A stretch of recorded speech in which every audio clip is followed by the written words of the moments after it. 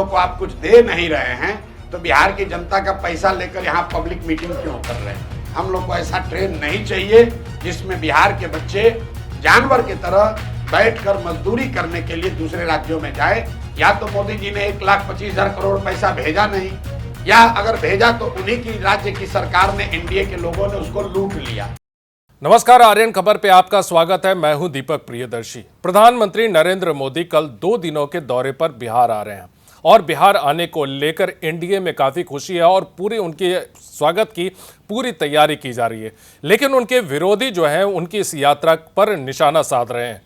जन स्वराज के संस्थापक प्रशांत किशोर ने कहा है कि मोदी बिहार आ सकते हैं, चुनाव प्रचार है और जब चुनाव आता है तो वहां मोदी बार बार आते हैं, लेकिन हमारे पैसे पे क्यों आते हैं और हमारे पैसे पे चुनाव प्रचार क्यों करते हैं। उन्होंने पिछली यात्रा का भी जिक्र करते हुए कहा कि जिस तरह से उन्होंने ट्रेन की घोषणा की और कहा कि यहां से जो है जितने भी मजदूर हैं वो दूसरे राज्यों में आसानी से जा सकते हैं, इस पर भी प्रशांत किशोर ने काफी तीखा तंज किया। क्या कहा प्रशांत किशोर ने, सुनिए। कि मोदी जी ज्यादा वहीं जाते हैं जहां चुनाव रहता है।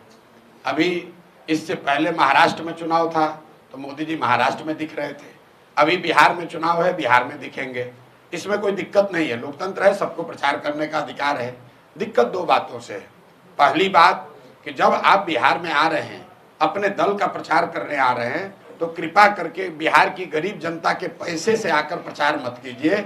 हम लोग को आप कुछ दे नहीं रहे हैं तो बिहार की जनता का पैसा लेकर यहाँ पब्लिक मीटिंग क्यों कर रहे हैं? अभी मधुबनी में मोदी जी आए थे, सैकड़ों करोड़ रुपया खर्च करके पंचायत के जितने चुने हुए प्रतिनिधि हैं उनको बस से, गाड़ी से सुविधा देकर सरकार ने एक जगह इकट्ठा किया ताकि मोदी जी उनसे संवाद कर सके। अब संवाद में मोदी जी ने क्या कहा?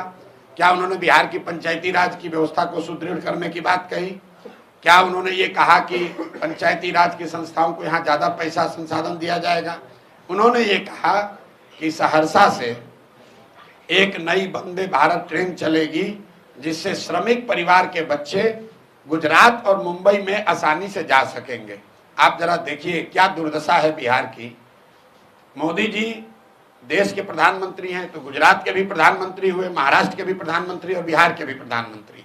अभी मोदी जी गए थे कच्छ में उनका भाषण सुनिए। उन्होंने कहा दुनिया के सबसे बड़े सोलर पार्क में एक सोलर पार्क हमारे कच्छ में बन रहा है। जब वो जाते हैं गुजरात तो बात करते हैं सोलर पार्क की, गिफ्ट सिटी की, इन्वेस्टमेंट समिट की, बुलेट ट्रेन की।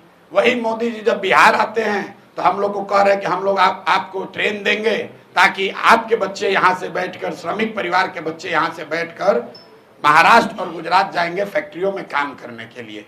मैं इस बात का सीधे तौर पर विरोध कर रहा हूं। हम लोग को ऐसा ट्रेन नहीं चाहिए जिसमें बिहार के बच्चे जानवर की तरह बैठकर मजदूरी करने के लिए दूसरे राज्यों में जाए। मैं उन लोगों में से नहीं हूं जो ट्रेन की घोषणा पर ताली बजाता है। ट्रेन चलनी चाहिए, लेकिन ट्रेन इसलिए नहीं चलनी चाहिए कि बिहार के बच्चे उसमें मजदूर बनकर दूसरे राज्यों में जाएं।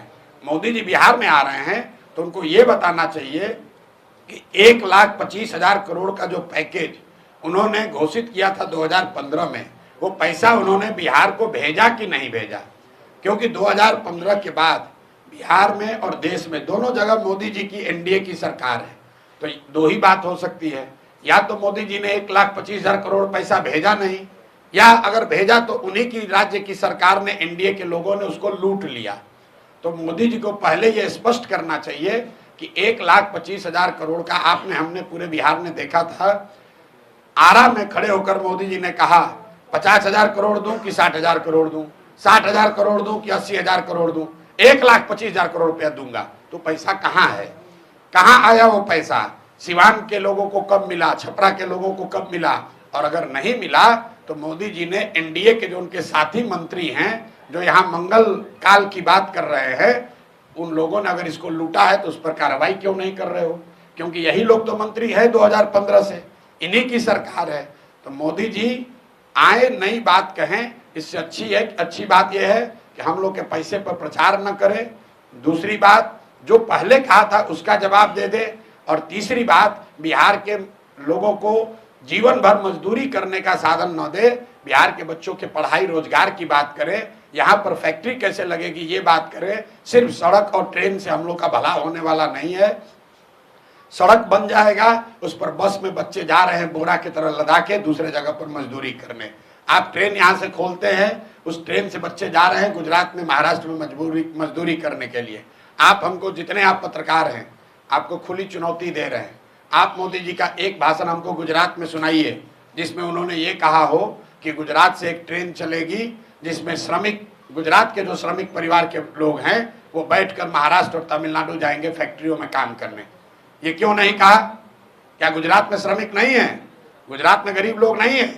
भाई पूरे बिहार को लेबर का, मजदूर का फैक्ट्री बना लिया है। ट्रेन भेजो, बस भेजो और यहाँ से बच्चों को लाद कर 10,000 12,000 रुपया में मजदूरी करने के लिए दूसरे राज्य में ले जाएं। इसलिए इस बात का जनसुराज प्रशांत किशोर हम लोग पूरे तरीके से विरोध करते हैं। देखिए, प्रशांत किशोर ने कहा कि नरेंद्र मोदी ने पूरे बिहार को मजदूरों की फैक्ट्री बना दिया है। अब ऐसे में वो बिहार आ रहे हैं, चुनाव प्रचार अगर करने आ रहे हैं, चुनाव के लिहाज से आ रहे हैं, तो जनता के पैसे से न आए, हमारे पैसे से वो चुनाव प्रचार न करें। और जो उन्होंने वायदा किया था कि 1.25 लाख करोड़ बिहार को देंगे, वो पैसे कहाँ हैं, इस पर भी सवाल प्रशांत किशोर ने किया है। फिलहाल इस वीडियो को देखने के लिए धन्यवाद।